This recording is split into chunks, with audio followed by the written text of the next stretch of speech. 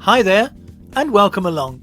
In this video we're going to take a fond look back at the Priory Cinema in Royston, Hertfordshire. But before that, let's take a quick peek at the cinema that came before the Priory, which stood on a nearby site. The cinema, as it was called, was built in 6 weeks opposite the police station. It was opened on Tuesday the 1st of July 1913 by the original proprietor, Mr. Hattrick.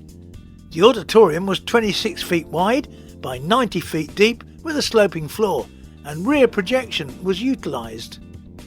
But the cinema suffered from 2 fires, the first in October 1913, which was caused when a projectionist dropped a red-hot carbon on the rewind bench.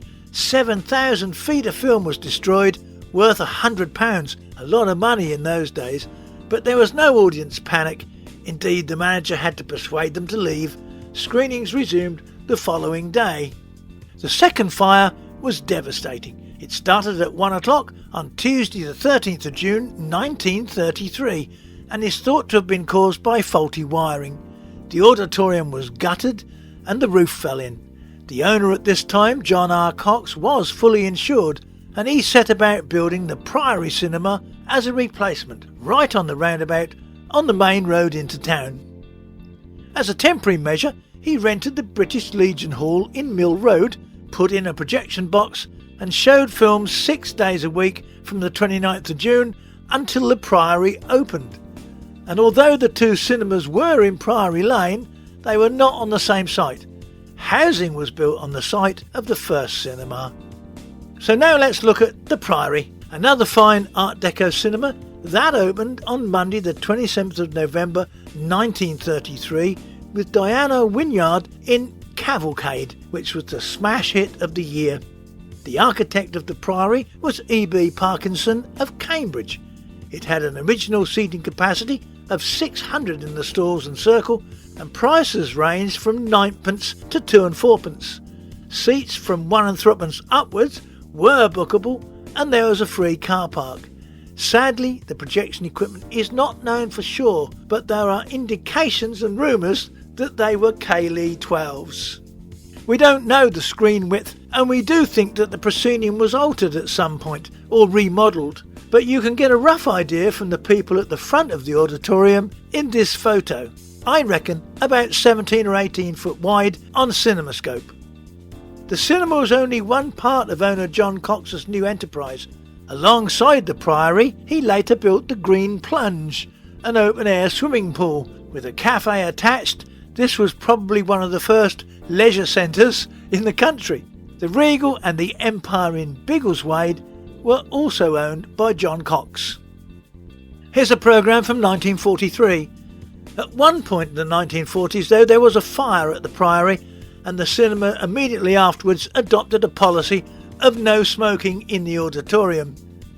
From the 31st of March 1977, the Priory showed films only Sunday to Wednesday and had bingo Thursday, Friday and Saturday.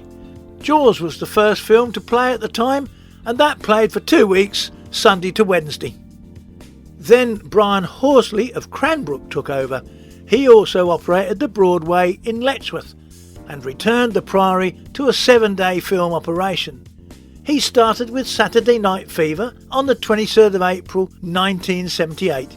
From then on it was a 1-show nightly with 2 shows on a Sunday, and the no smoking rule was abandoned. Melville Faber of Faber's Screen Advertising is a name that is also attached to the Priory around this time period, but no further info is known. The only other name that came to light during searches was that of Fred Wilkinson, who was definitely a relief projectionist there at some point.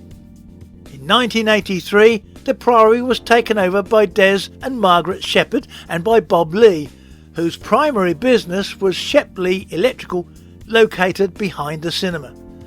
Margaret Shepherd, though, was an usherette at the cinema, and her father was projectionist as well. At some point, the Priory was reduced to 305 seats, and it was fitted with improved seats, carpet and curtains from the embassy at Welwyn when that cinema closed.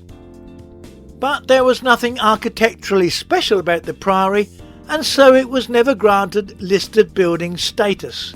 and after 17 years the Shepherds announced their retirement when the owners, Palace Letchworth Limited, decided to sell it for redevelopment.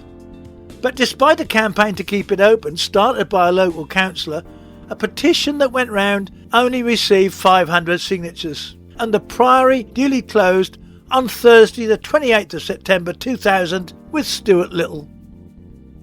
Now, despite rumours of another operator taking over the cinema, nothing happened and the campaign was started to get it reopened, led by former manager Nick Holliday. Eventually being offered a 1-year lease, the group sadly declined the offer due to the remedial work necessary to get the building ready to operate, the expense of which could not have been recouped in just 12 months. Despite another potential saviour emerging, reopening dates came and went and the Priory remained empty. Sadly, Nick Holliday died after a short illness, and North Herts District Council had its application for a spot listing turned down after English Heritage advised against it. The demolition crew were hard at work on the site in mid-August of that year. In a recurring tale, a block of uninspiring flats now occupies the site, and how often have we heard that? But let's end with a classic tale of how the Priory itself became a movie star of sorts.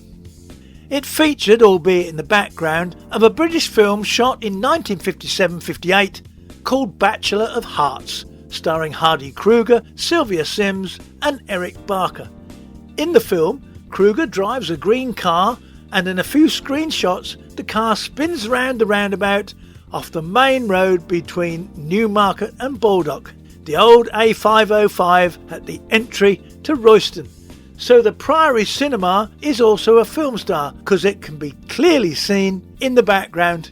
Later on in the film, you also get a shot with the Five Ways Cinema and Cafe at Beaconsfield in the background.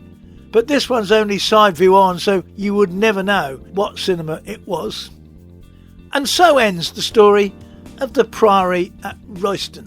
I used to drive past that cinema many times and often wondered what it looked like inside. Now I know. Well, that's about it for this one. My grateful thanks go out to the CTA, the Cinema Theatre Association, for their help in finding me some really special photographs of the Priory at Royston.